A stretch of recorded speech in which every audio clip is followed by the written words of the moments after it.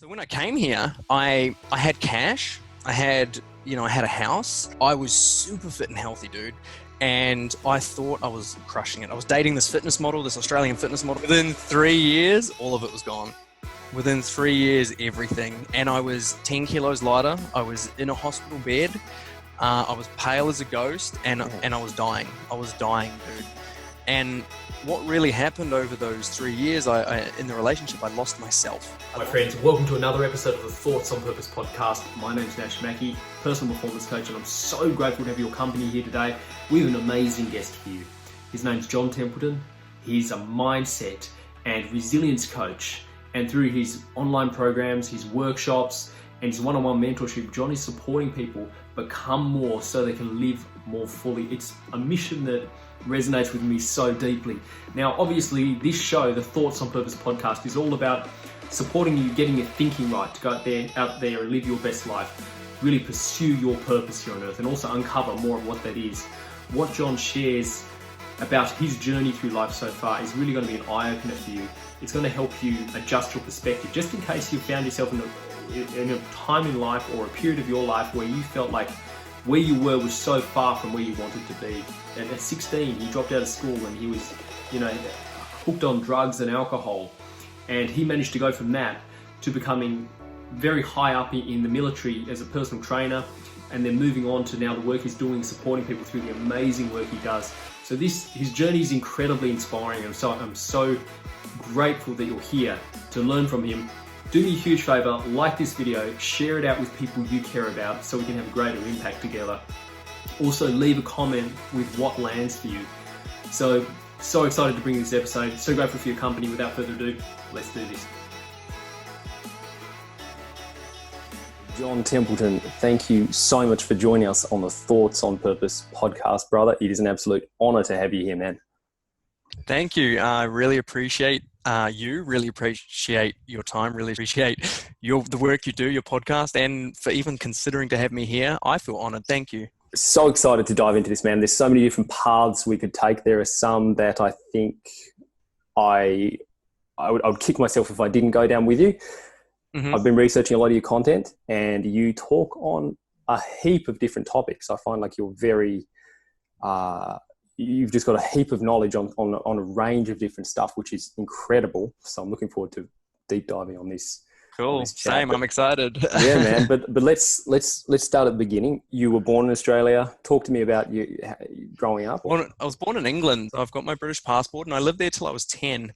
My parents split up when I was 2, but when I was 10, my mum, she's a Māori. She's from New Zealand. She wanted to move back to New Zealand, so she had custody. We all went to New Zealand. My dad stayed in England, and then from 10 to 27, I grew up in New Zealand, and I got expelled from school when I was 16. I was not I wasn't a bad kid, but I wasn't doing good things, and I just definitely didn't enjoy school. Yep. Lots of drugs and alcohol. And then when I was 17, I was talking to my dad in England on the phone, and I was so high.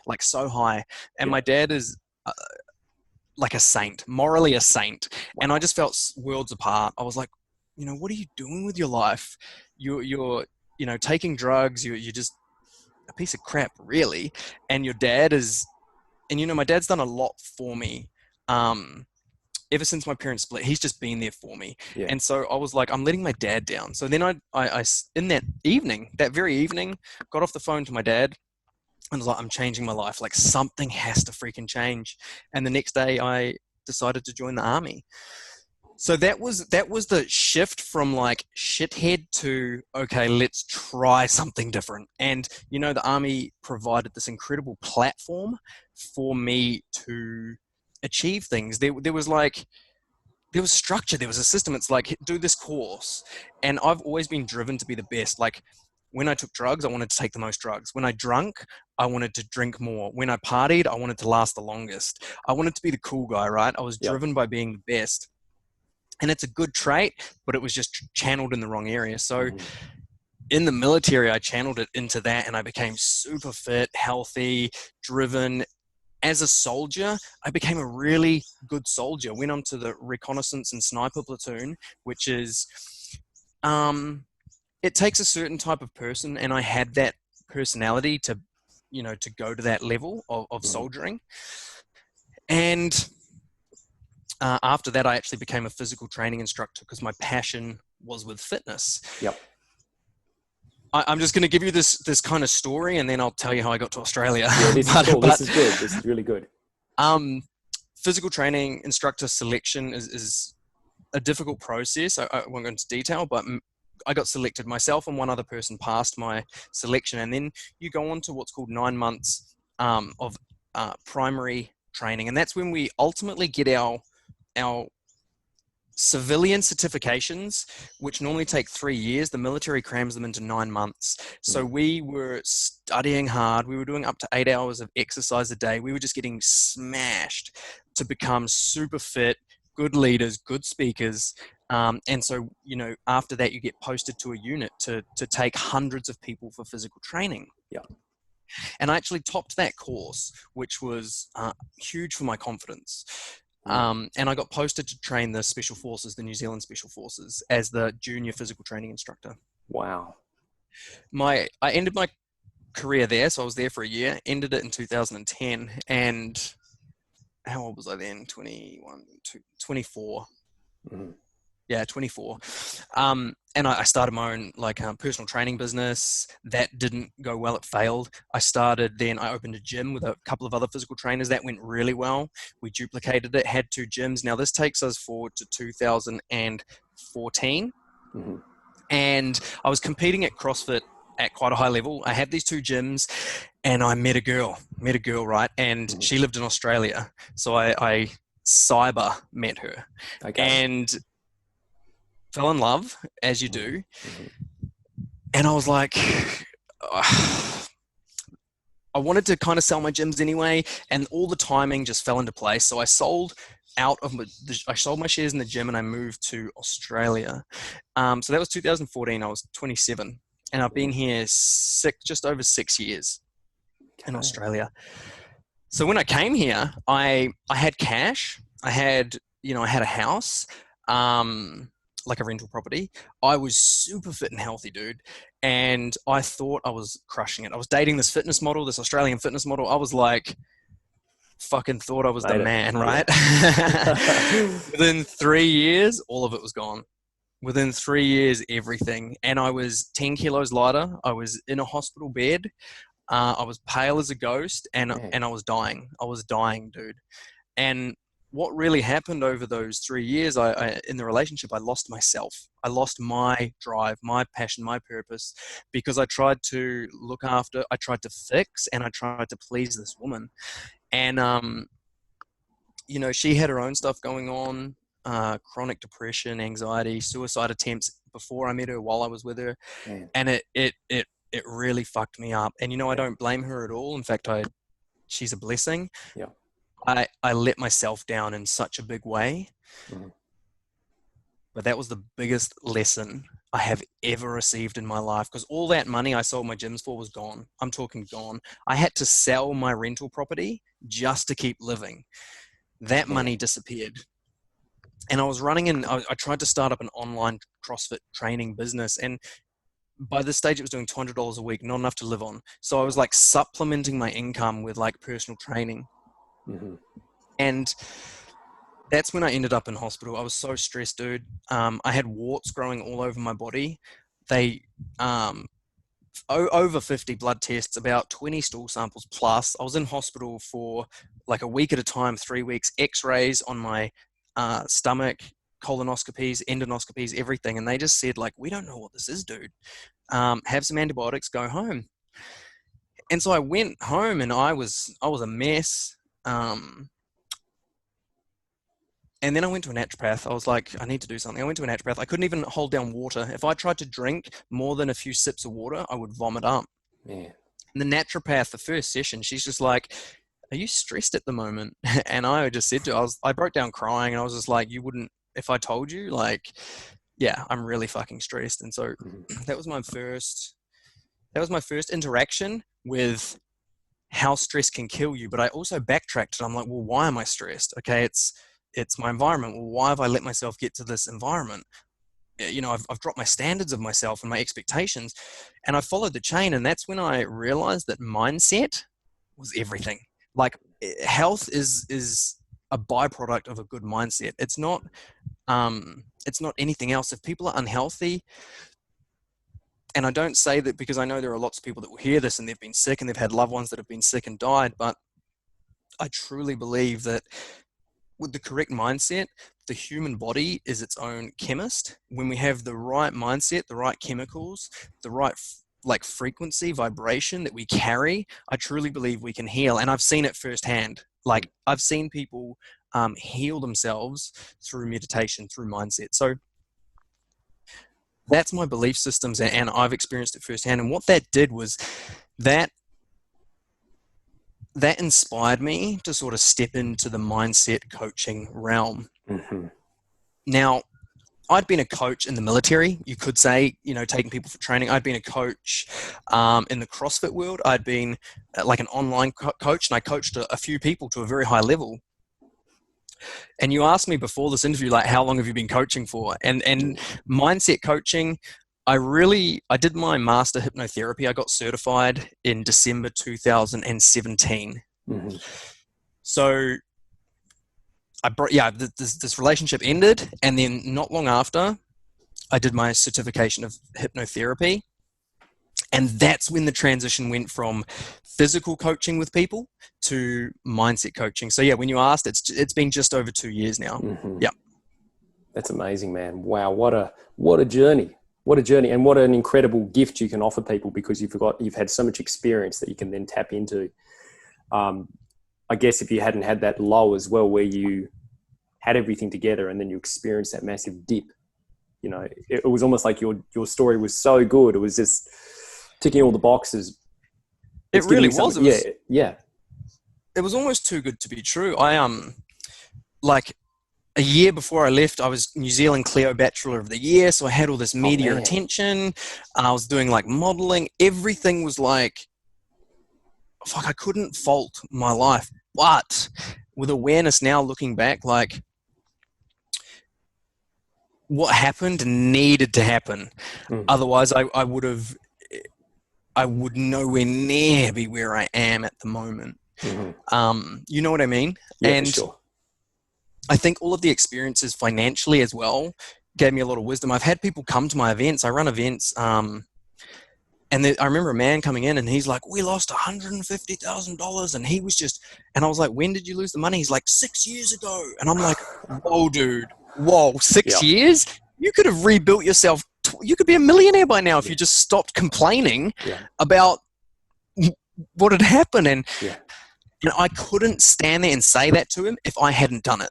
You know what I mean? I couldn't stand there and really, I could have said it, but I had so much conviction that I could, I did. I helped him transform his whole mindset only because I had been through worse, so. For sure, man, that is incredible. So I'm curious, we have to go down this path now. You mentioned how you just pretty much focused so much on the girlfriend you had at the time to the point where you completely neglected your own needs and your own values. Why do you think you lost sight of that? Because you've been on such a powerful path. You'd set yourself up so well. I spent some time in the military. Exactly why, but you keep going, and then I'll tell you exactly. I spent some time in the military, and I actually looked into becoming a PT, and I remember the rigorous training that involved. I didn't end up doing it, but you'd done all that, And what did you say? How old were you when you got out of the military? It was 23? 24. 24. Okay, so you'd done all of that, and you'd instructed people. You'd been on such a good path, and so why? What is the reason behind that sabotage? Okay, so this is. So I read a book. I read a book, which I'm sure you've read. Most people have. It's called The Power of Now by Eckhart Tolle. Mm-hmm. And I read that just before I moved to Australia, and I started going, where do my thoughts come from? And I gained awareness on the fact I wasn't me. I wasn't who I thought I was. And you know what? That book really fucked me up. Okay. But I think when people go through like a spiritual awakening, they do lose themselves in the most, like, it's devastating at the time, but it has to happen. It's like a breakdown of the identity and the ego, right? For sure. And that that I was in that place. I was like, well, if I'm not that, who am I? And when I went into this relationship, I'd never really had a ton of empathy. I cared for people and I wanted the best for people. But if someone, like in the military, it's like, just fucking do it. Yep. Just get up and go. You're not up to it, piss off. And then I took that through to my CrossFit coaching, and I was fun, I was funny, but I was like, I'm not gonna fucking cuddle you. Like, get up and just do it. Otherwise, get out of the gym. And I'd never had empathy, and that book sort of showed that to me. I don't know exactly how or what was said, but I remember just being so empathetic after reading that when this girl was suffering, my partner at the time, I put all of her needs first, because I was like, to a degree, this, like, almost like Jesus, like, I was not there to serve me, I was there at the service of others. And I just took that to quite the extreme. Like, some of the stuff I did was mad. I remember living with a friend. We were house sitting for him, but he came home at times. And my partner at the time and I were building online businesses, and she had no idea how to build a website. So I would build her website, like, during the day, do her online stuff. Yep. And then in the evening, I would switch over to my stuff. And so I was getting not much sleep. And because she had chronic anxiety, she would take up most of the bed, and she would, like, I know, and if there are a woman listening, I know you love pillows on your bed, but she had like 30 pillows, like, surrounding her. And honestly, dude, I had like 1 foot to sleep on. So I would, like, creep into bed at like midnight after working on our websites, and I would sleep like a fucking sardine in a tin. Man. And I wouldn't even sleep. And if I would be scared to move her. Fucked up. And I remember my friend coming home, and he's like, dude, what are you doing? And then my partner would wake up, and she would, like, be angry at me. And I'm like, I'm doing everything for you. Like, I'm spending my money. I'm doing everything I can to try and make your life better. And yeah, that was me just trying to help someone else survive more than myself, like, too much more. There's a point. Mm-hmm. There's always a balance, and I lost the balance, and that was a great lesson of, like, when to be empathetic and when to put your foot down and be like, this isn't okay. Yes. Where do you think that came from, that drive to please? Because obviously in the military, like you said, you had that thing where it was just like, get it done. But then all of a sudden, when you met this woman, what do you think this? I think it's more of a need to be accepted. I don't like, so that, I think if we followed that belief of, like, need to please, if we went down the rabbit hole further, I'd say it's driven from a need to be accepted, which all humans have, right, at a core level. Yes. And when I was in Australia, I had no friends, no family, nothing. It was me and her. Yeah. And it was like, I believe that's where it would come from, where all of my high achievements have always been driven from a need to be accepted at a subconscious level, right? So it's like, I'm just being this person. But if we really was like, well, why do you want to do that? And, well, why do you want to do it? And we followed that down, it would come from that. And I remember as a kid, when I played football young, like, that's how I got loved from my parents, was by like doing well at sports, being the, the kid in the family that would win things. And so I became uber competitive. And I think that same nature drive inside to want to be the best for everyone. And that was my way of being accepted into the family, into friendship groups. And I would guess, if we went down the rabbit hole, same with the relationship. Like, I just wanted to do everything I could, for her, so that I was accepted. Wow, man, thank you so much for sharing that. That is going to be so valuable it's valuable for me hearing that. Like, I'm getting so much from that. Thank you for going there. I want to change gears a little bit now, because again, we could go so far in one direction, but what I'd love to talk to you about is, you've got a Guinness World Record. I deliberately didn't look this up. My wife saw my notes before the interview, and she's like, oh, what's you got a Guinness World Record in? I said, oh, I've got no idea. I'll let him tell me that. So what have you got, and when did this all come about? Yeah, so so this is directly related. So I broke up with this girl, and I wanted to get me back. I was like, who am I? Like, and when I was competing at CrossFit, my favorite exercise in CrossFit is a muscle up. It's a gymnastics exercise on the rings.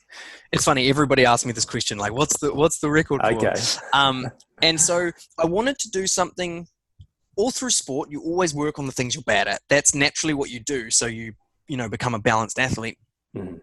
And I never enjoyed that, because you're always working at things you didn't enjoy. So I wanted to get my body back. I had lost a lot of weight. My mojo was gone. My energy was gone. I was like, what can I do? I was like, well, a true champion would probably set a Guinness World Record. Like, okay, so that was your intention as well. Right. Yeah, I was like, I don't want to die and not be the best in the world at something. Like, awesome. That's just part of me, right? And so I was like, okay, I know I want to set a Guinness World Record before I die. Yeah. And I was like, well, you may as well do it at something you're good at and you enjoy doing. And so I looked up, I just Googled muscle ups, Guinness World Record muscle ups. And there was one there which was 24 hours, as many muscle ups as you can on the rings. And I love endurance. I love hard work. I love resilience.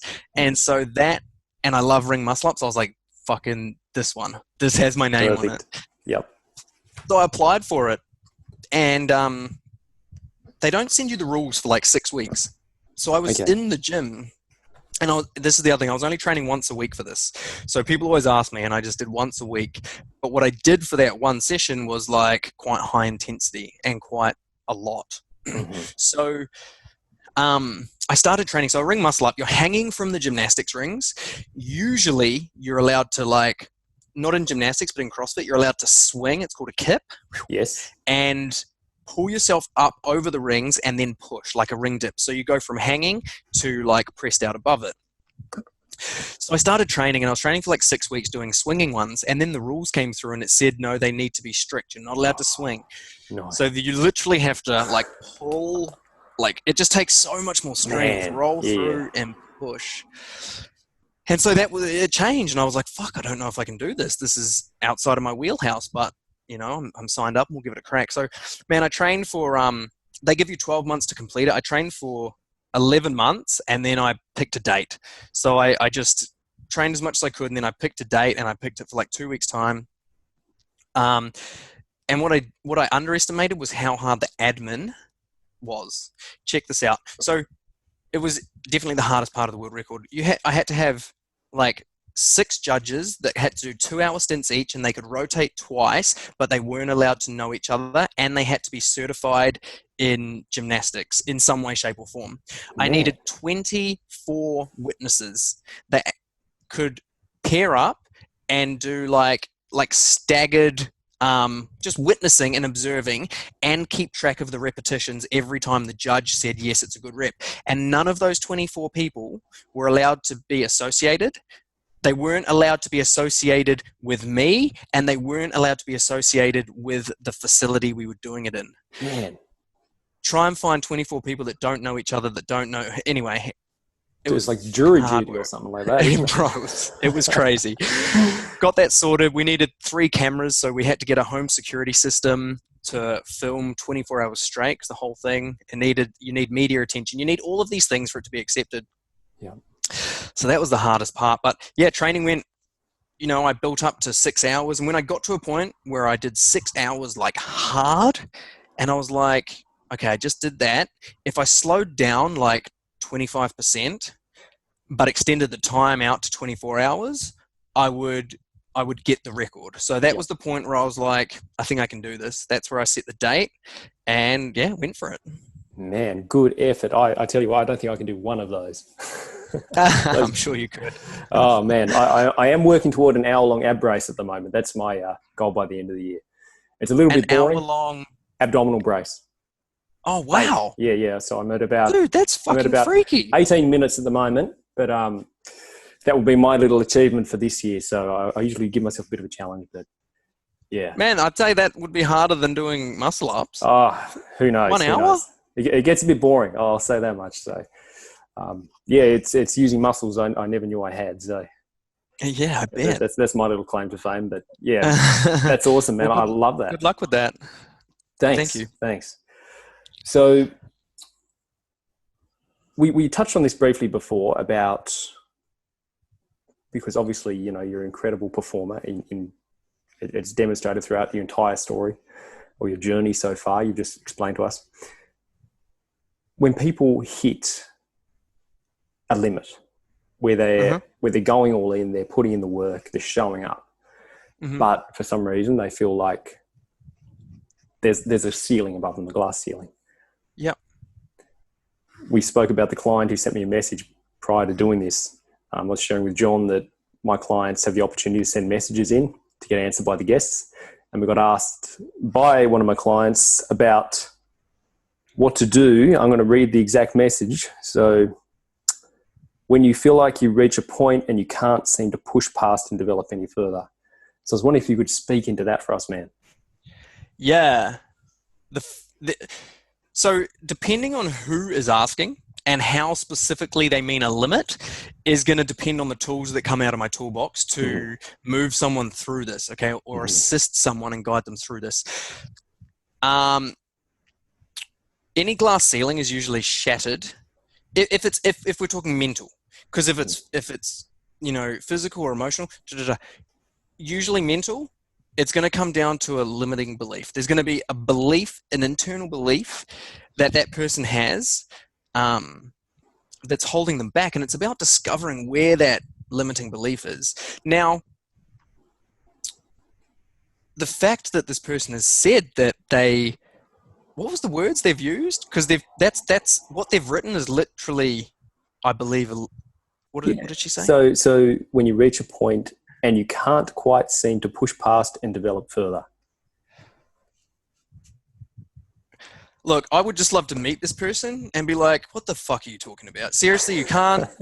This would be the military John coming out and be like, have you done this? Have you done this? Are you trying hard enough? Have you gone back to your vision and your why and your purpose? Yes. Are you actually motivated? Are you procrastinating? Is this even the path you want to be following?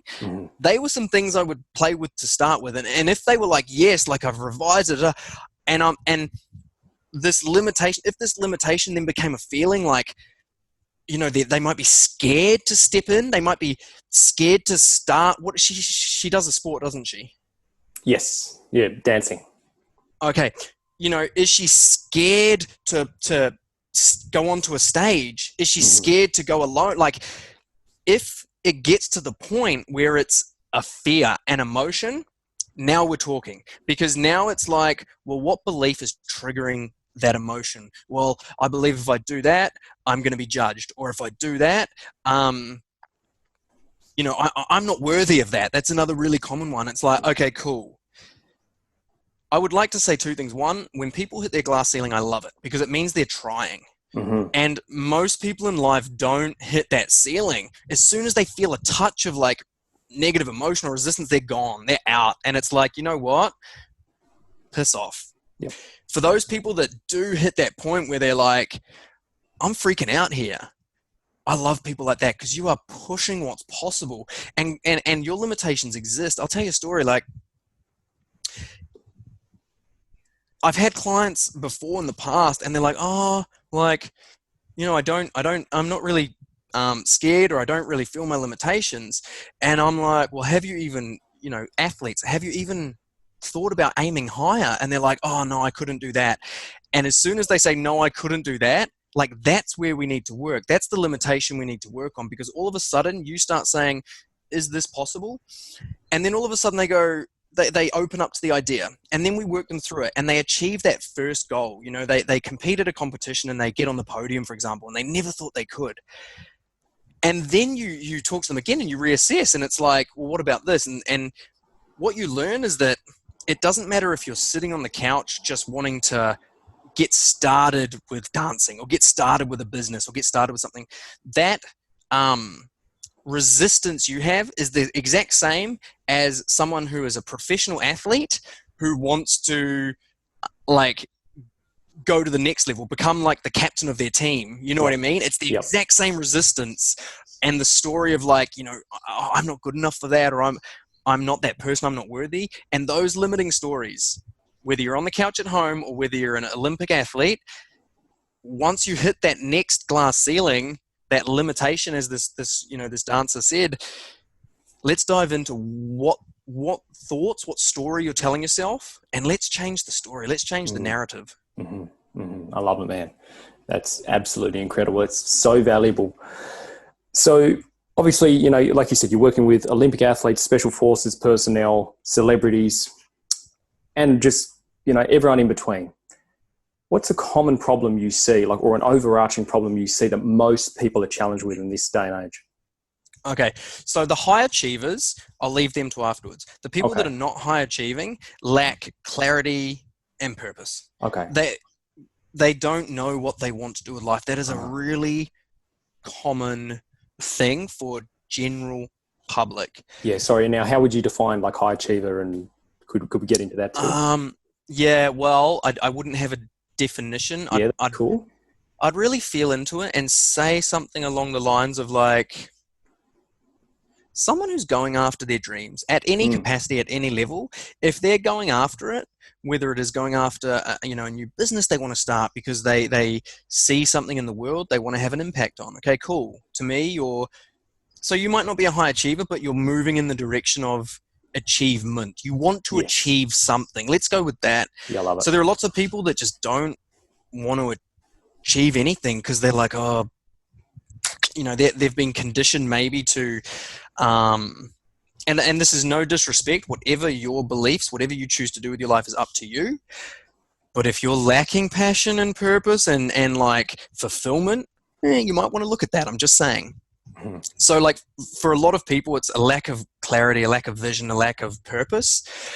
That's a very common problem. For the athletes, and the high achievers and things like that, you know what it normally is everything affects everything, okay? You can write that down. Like everything affects everything. So if you're trying to be a better athlete, it could be like your relationship, your personal, intimate relationship could be crumbling, and that's holding you back athletically. If within your relationship could be crumbling because financially is falling apart. So everything's touching everything. And it's like a house of cards. We can play around on the surface and try and fix the thing that's broken, the symptom, but really it's like, I like to go to the card that's holding this whole thing together and pull that one out, and then the whole problem disintegrates. So it's different for everyone. All I know is that people that are performing at the highest level is we have to look holistically. It's not like, okay, if you're an athlete, okay, let's do more running. It's never that. They will run and run and run. They're held back by energetic blocks inside their body.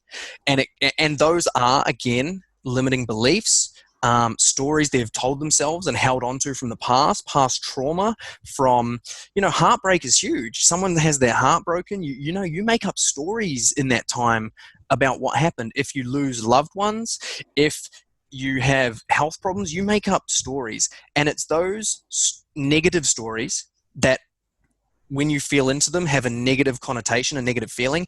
That's what's blocking high performers going to the next level. I love that. Yeah, holistic success, because that idea of everything's touching everything is just so true. And you're so right. It's a bit like the young lady I was mentioning before. She's an incredible achiever within her field. She can't do any more work, really, like as far as showing up at the gym goes. But this this is that next level, and I love that you've spoken into that. Yeah, it's the same for everyone. It is the same for everyone. And to oversimplify things, what holds people back? I talk about two things. Like imagine swimming.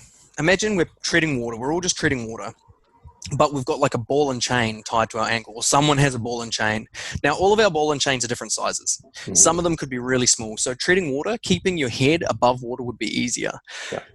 Ball and chain that stops everybody in every circumstance or situation is is trapped emotions. And that term might get thrown around a lot, but it's stories, it's events that have happened, it's trauma, events that have happened that have a negative attachment. And so we can, forgiveness is a great way. By forgiving someone, all of a sudden we're not resenting them anymore. Forgiveness, and it's freedom. That's like our ball and chain shrinking. If we have anger or frustration, which is ultimately someone's hurt us, and we might resent them or be frustrated. So forgiveness is one of the most powerful things. Gratitude as well, when we can look at something that we're not happy with, and instead of going like why is this happening to me, and we can look at it and be more grateful for the experience and all the lessons that come with it, all of a sudden that ball and chain shrinks again. And so once that ball and chain becomes small, you don't even have to tread water anymore. You can like paddle to your destination. So I just see people just walk past my front window now, right? And everybody has a ball and chain. Everybody. And you see people and you can sense, like, are they healthy or not? And I can look at someone now and be like, you got a big ball and chain just by looking at their physical appearance, right? Same with athletes, same with professionals, anyone. And so to get someone to understand the concept, see the results of what happens when the ball and chain shrinks, that's what we need. I believe that's what we need. Everyone needs to be doing. It's doing the work. For sure, man. So true, so true. Yeah, I love that metaphor too of the ball and chain. I think that's really powerful. And one thing I always remind people of is that until you actually go after something bigger above and beyond where you are, you never actually recognize what you're carrying. You never get to know what's actually in the bag. You've got no reason to kind of open it up and take a peek inside. But as soon as you go for that higher level, all of a sudden you become conscious of what you're carrying. You're like, oh, it's not everything. I can't bring this all with me. So true, man. Like, that's it. And that's why I talked about, like, some people have tried to move once in their life. They've felt the weight, they've felt the ball and chain, and they've said, I can't do it. And that's their story. That's their story. They just live in this limited container for the rest of their lives. Fuck that, man. What on earth? No, that's it. I feel like you're kind of, like, I really believe every one of us is put here to progress the world. Like, we're all here to add something above and beyond what's been done up until now. And when we neglect to go after what inspires us, we actually, we kind of stunt the growth of the world in some ways. That's the way I see it. I agree. There you go. Like, I really and truly believe that. We definitely are here to contribute to one another. I truly believe that. Absolutely. And to do something above and beyond that's been done up until this point. So that's why it's so important to tap into your purpose and tap into what inspires you. That's the map to what you should be doing. I really believe that. And what you were saying before about how when you weren't doing what inspired you, your health deteriorated. Oh man, that just rings so true for me. I've experienced something very similar, not to the degree you have, but I really believe that the greatest gift we can give ourselves as far as health goes, because you see people spending so much money on gym memberships and diets and all this, which is incredible in its own right, but it's not all. Like, man, the purpose. Health is a byproduct of feeling good emotionally. And people search for things to make them feel good emotionally,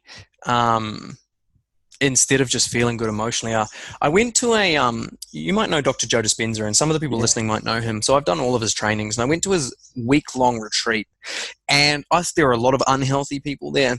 And I love what Dr. Joe teaches. So we meditated a lot. It was a week-long retreat, and we were meditating up to like 8 hours a day. Some of the meditations were 4 hours long, one meditation. And there were people having spontaneous healings in front of my eyes. I remember a lady, South African lady, she was like blind in one eye. One meditation, her vision came back. Like, explain that. That's insane. There were people there with like fibromyalgia that had all the pain disappear. There was a man with 50% cardiac capacity, couldn't do the walking meditations. And he just said he felt this energy wave come through him. All of a sudden his heart just started like feeling alive again. And he was thundering up and down the beach in the morning, plus many more. We did healings where we would encircle someone and we would all put our hands into their energetic field and we would meditate. And like these people were convulsing and all of this crazy stuff and having these healings. And so what Dr. Joe Dispenza does is he was measuring energy fields of people. And I'll give you an example. There was someone with pancreatic cancer and they had their field measured, and it was not like a vibrant, what's the word, like whole field. There were like gaps in it. It was like there were parts of the energy field that had dents in it. Let's call them dents. And he recognized that when that same pattern with the dents, that was like a signal that the pancreas had trauma. And what he found, that he would see the exact same pattern in someone without pancreatic cancer, and then within the space of a few weeks or months they would have it. And so their energetic field had the information in it of pancreatic cancer, and then it was only a matter of time until the physical symptoms manifested. And after doing his research, he realized that the energetic field controls the physical field. Okay, so anything that happens physically first happens energetically. And so what he did then, he would get people to meditate. So he would change their energy. Mm-hmm. And once the energetic field changed, the physical symptoms would change. So if someone had pancreatic cancer, meditate, fix the energetic field, and then the pancreatic cancer would disappear. Yeah. So what I realize is that, like, okay, I truly believe now energy governs everything. Yeah. And if you believe in like the law of attraction, it's all energy. If you understand quantum physics, mm-hmm. we as human beings can control energy. Now, this is the whole point of this. I want to circle back, is like when I wasn't living my passion, I got unwell. My energetic field, like I felt my soul dying, was just, it was small, and my physical body had the symptoms. And then as soon as I was aligned again with my values, with what I wanted to do with my life, with my passion and purpose, my energetic field came back to life because I felt good. Mm-hmm. And so for anyone that's not healthy, you can try taking any supplement, anything you want, but the truth is this, like if you are not living in alignment with your values, you're going to be unhealthy.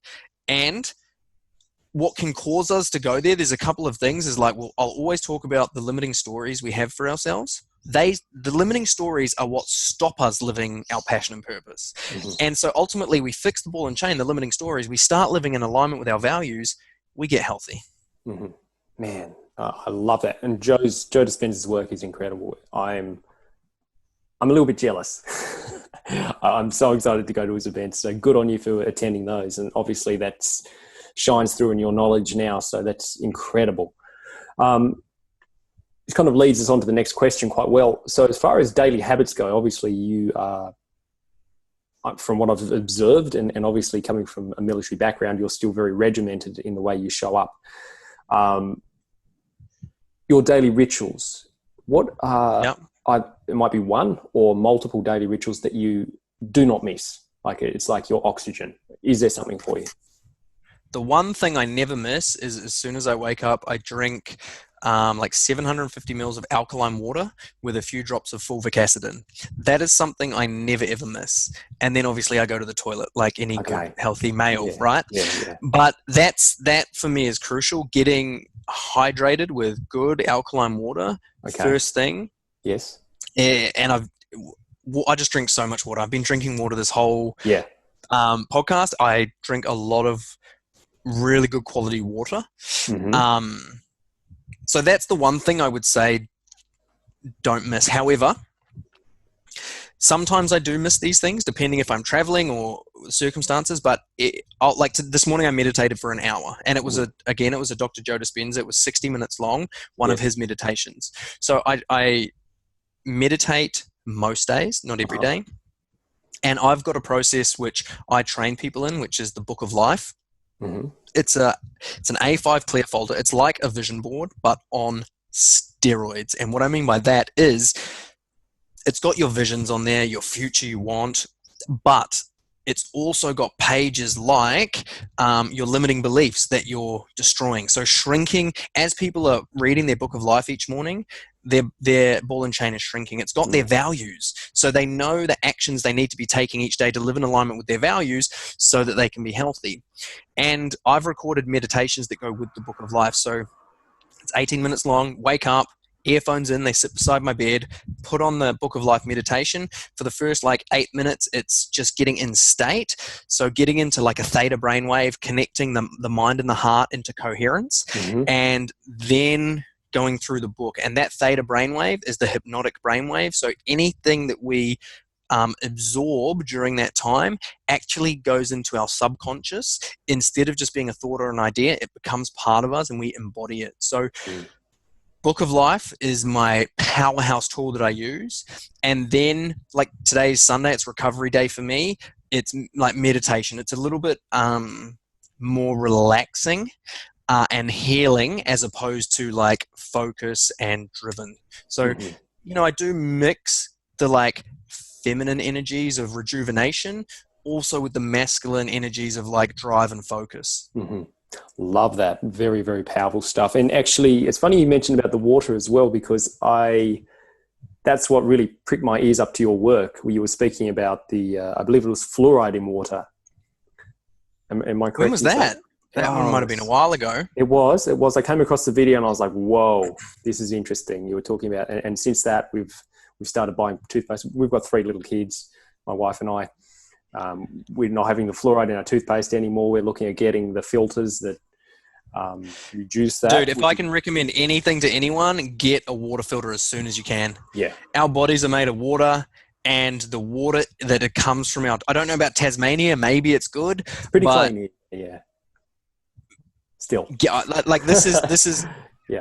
I'm not endorsed by this company, but there's a company called Alkaway, and it's in Byron Bay up here. They make it. It's not expensive. It's less than $1,000, and get the filter with an extra fluoride filter. So it's kind of 2 bits, plugs into your tap, and I live on water, and just knowing that it's good quality. I did all my drops and I tested it all. I don't know if you saw the video, I tested the pH levels of tap water, of bottled water.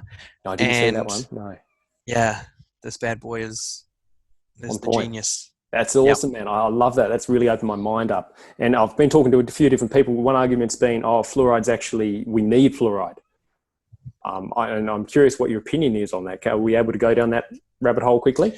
Yeah, the first thing I'll say is I'm not a chemist. I'm not a fucking biologist, anything like that. This is just what I've read about and what I believe in. Yes. To dive into this more, read a book called Healing is Voltage. Okay, Healing is Voltage by Dr. Jerry Tennant. My understanding is that fluoride competes for a receptor on I'm either going to say, I think it's the thyroid, and it competes for a receptor. Don't quote me, but it competes with a receptor of it's going to be one of T3 or one of the thyroid hormones, or iodine. And it competes for a receptor. So the fluoride actually fills the receptor holes. So these other hormones or neuropeptides cannot bind, or neurotransmitters cannot bind in and release the hormones. So that's my understanding of it. Because you were you actually. I was going to say you educate. Okay, yeah, and so that's along the lines of calcifying the pineal gland. Okay, yes. As well, and that's why the drops I put in are all related to this. Now, I haven't read the book for probably 2 years. It is a very science-based, extremely science-based book, so a lot of it is over the head, but read it, go through it, and yeah, it really blew me away. And this guy he's a medical doctor, and he's not the only one that's bringing up this information, but when you read something enough and you resonate and it makes sense, that's when my belief bought into it, and I stand by that. Yeah, that's amazing. Yeah, that definitely opened up a new world for me, and I've been doing my own research, and so I'm absolutely, resonating with what you're saying there, brother. So many questions I want to ask you, man, but I'm curious, as far as mentors go, you've spoken about Dr. Joe Dispenza. Who else has been a standout mentor in your life, and what did they teach you? Yeah. So, I mean, like Dr. Joe right now is like in my book of life, he's the one there. Okay. I actually have a mentor who lives more local. You could call him my coach. That's Jeffrey Slater. I have a spirituality coach in the US in Las Vegas who mentors me in that realm. I have a business coach as well. So I have people that I pay close to me to mentor me, and I'm in regular contact.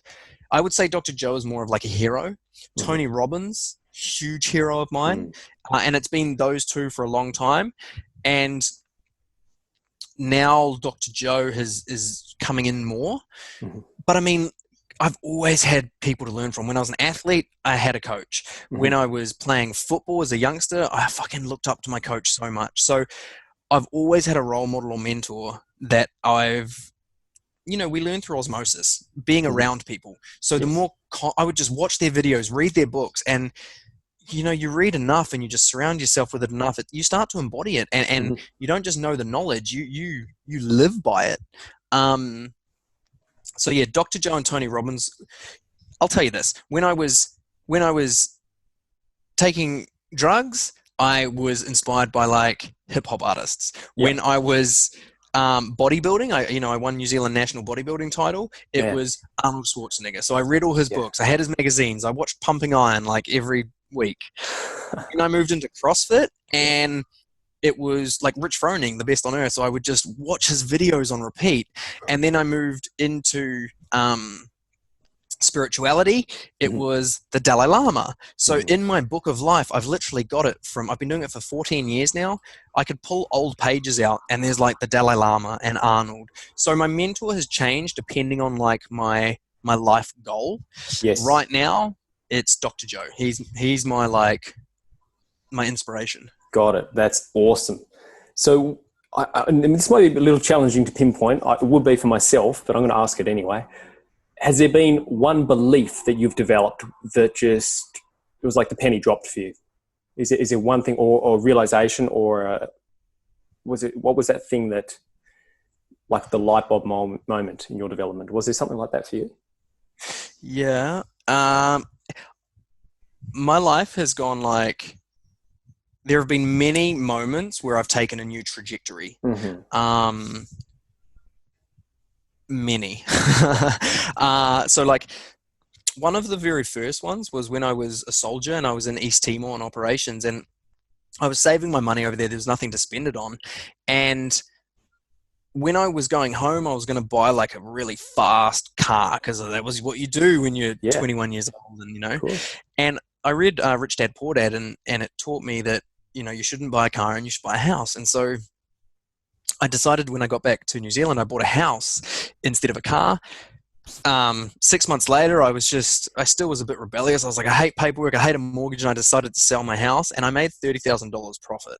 Now, that was one of the defining moments in my whole entire life, because money is a fantastic resource to have for freedom, and if you're a good person, it just amplifies you.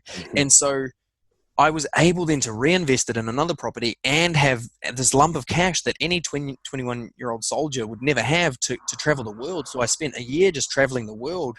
I went to almost every continent in 12 months. And so that lesson of like, wait a minute, you're not just a dropkick kid. You can create, if you just turned 30,000 into 60,000, it's like, you can do anything. Like cool. You read one book, and that taught me after that, I just educated myself. Okay, cool. And then I started buying multiple properties, and this is someone that was kicked out from school. And so that was the very first time where I jumped into call it personal development, because I realized that educating myself, I could just change any part of my life I wanted. So that was one huge aha moment. Love that, man. That is very powerful. And good on you for reading. So you read that book on deployment? Yeah, and I was the guy who gave it to me. I didn't really like look up to him or anything. Okay, So he's like, yes. "Oh, you should read this," and I was like, but there's nothing else to do. So I was like, Okay. okay, and I read it, and it's so simple and well written that I smashed the first book. Did that. I've read Rich Dad Poor Dad 2, Rich Dad Poor Dad Guide to Investing. I went through the whole lot. Yeah. Yeah, so I wasn't even meant to read it. And that guy coming and giving it to me is like, that's like, I believe in something greater than us. And Mm-hmm. that's a perfect example of it. You know what Yeah, I mean? for sure. I totally resonate with that.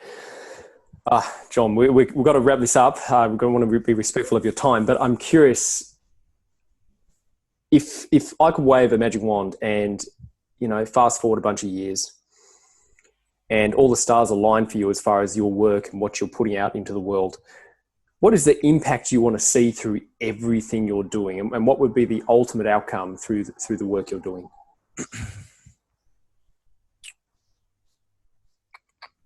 The ultimate outcome, this might sound a bit backwards, but this is where I am right now. The ultimate outcome is to be aligned with all of my decisions. And so for a long period of my life, I was like, I want this outcome, and I would force it and I would get it, but it came from force and not alignment, right? So imagine you're sitting in a kayak and you're on the edge of a river and you know where you want to go. You're like, I want to go across to the tree on the other side. And underneath the water is the rudder. And the rudder, think of it like your life values, your purpose. My rudder was like pointing in a different direction. Like, that's where we really want to go. Consciously, you want to go over there, but your rudder's pointing this way. And so when I paddled, it was like my kayak was turning and I was just fighting to get over the lake to the tree. And so that's how life's been for me up until, recently. And so wave the magic wand. I want to come back to center. I want to really be aligned. The impact I want to have is, it hits so many levels, but raising the consciousness of the planet. I want to be able to be the father, like I don't have kids yet, but be a father for my kids that my father was for me. I want to impact you. I want to impact your listeners, wherever they're at in their journey, whether it's getting off the couch or, becoming a world-class athlete.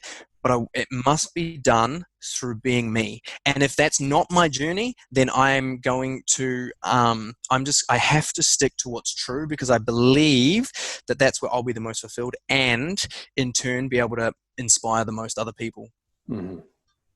That's such a powerful answer. I love that. And that kind of free flowingness, but still that you're still on purpose. Like, that's a beautiful balance to strike. And I think a lot of people, unfortunately, don't let themselves experience that. So powerful, man. One last question for you, John. Actually, I'm going to ask you this before I ask this question. What is the best place for people to connect with you? Because, you run events around the place. You're the founder of Amplify Your Growth. What's the best place you want people to connect with you, ideally? Super simple, man. Yeah. John Templeton Official. Okay, John Templeton Official is my Facebook, my Instagram, my YouTube, my website, my LinkedIn. You search John Templeton Official on any of those platforms, I'll come up. But yeah, follow on Instagram, and I'm pretty active in there with my stories. Just secretly between you and I, I'm about to launch a podcast as well, which is the Amplify podcast for high performance living. So nice work, man. That's coming out soon. But yeah, please connect, and literally connect. Don't just follow, like reach out. Where are you at? Would love to hear. That's awesome, man. I following your journey on Instagram, you seem to be putting out so much content. Every time I'm on there, there's a new video from you. They're high quality, mega impact, high information. I always get incredible value every single time. You're one of the people, usually the guests I have on here, they're people who I really resonate with, and you're definitely one of the people whose videos, when I see them pop up, I just have to kind of make the time to sit down and watch it beginning to end, because you always deliver, man. So thank you for the value you continually put out into the world, man. The way I see it, John, is the work you're doing is literally creating the future that my kids are going to grow up in, and potentially one day your kids as well. And I really feel that you showing up the way you do, authentically, and living by your truth is the greatest gift we can give to other people now and into the future. So, man, thank you so much for the way you show up and the work you do. Thank you. Thank you so much for having me here. And to anyone listening, thank you for putting up with me for the last hour if you've made it this far. We're all in this together, and let's just keep supporting each other to make this world a better place. Oh, man, absolutely. I've got one last question I want to throw at you, John. Hit it.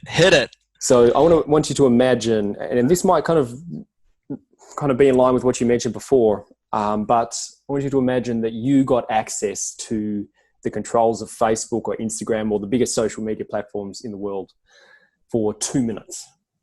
Mm-hmm. And you were able to send a message out to the world right now in this particular time. Obviously we're going through the corona. Oh yeah, this changes it. What would you say?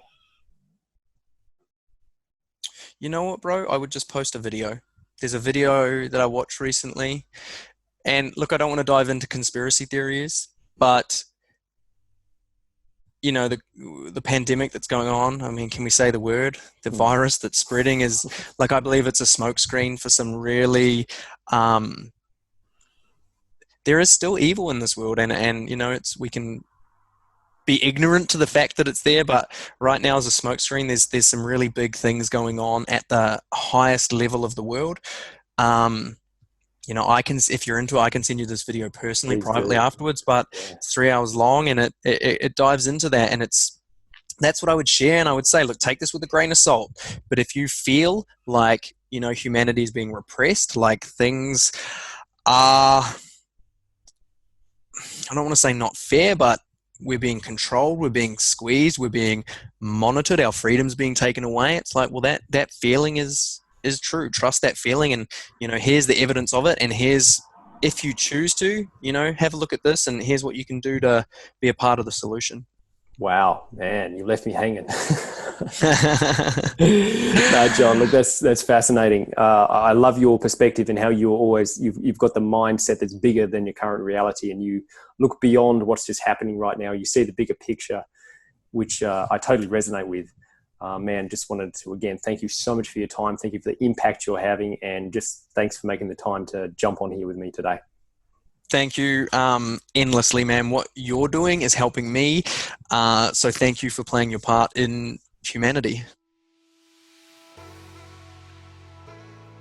Champion, I just wanted to drop in quickly and say thank you so much for being here with us today. It is for people like you who are committed to their own personal growth and doing something great with your life that I create these guest interviews. They're obviously a free resource. They are here for you to leverage to live a great life. That's what I want to see for you. That's why I do this. If you got value from this interview, I ask you a favor. I want you to just leave me a like, wherever you're seeing this, thumbs up, heart, however you do it. Drop a comment and let me know your biggest takeaway. And also subscribe to this channel so you get notified when I upload new interviews or new content. Again, all designed to support you living your best life possible. I am just so thankful that I had the opportunity to serve you. I'm so thankful for your time, and I can't wait to bring you more valuable content in the future. Stay great, my friend.